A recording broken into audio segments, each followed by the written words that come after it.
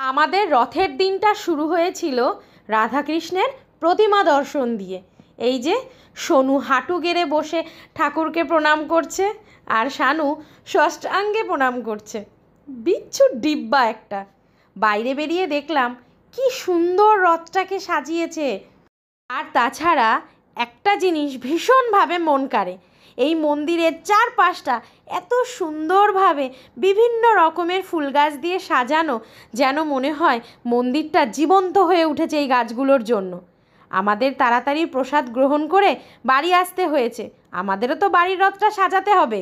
আমাদের সাজানো রথ নিচে নামাতেই চোখে পড়ল মন্দিরের সেই রথ এসে গেছে।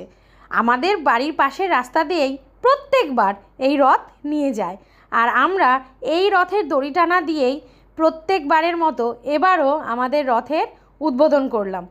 আমাদের পুচকুগুলোকে দিয়েও রথের দড়ি টানানো হলো। এত লোকজন দেখে ভয়ে জড়সড় হয়ে দুটোই কোলে উঠে বসে রয়েছে, আর নিচে নামবে না, রথও টানবে না। যতই জোর করা হোক কান্না শুরু করে দেয়।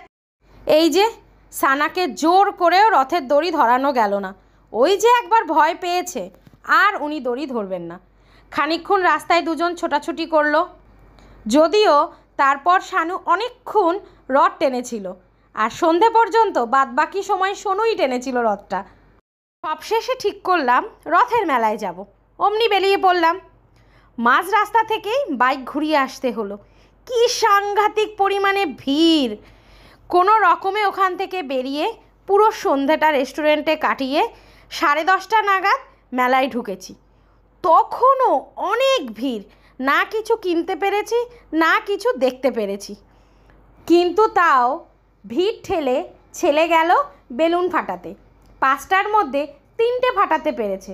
ও তো ভীষণ খুশি, ওর খুশিতেই আমরাও খুশি।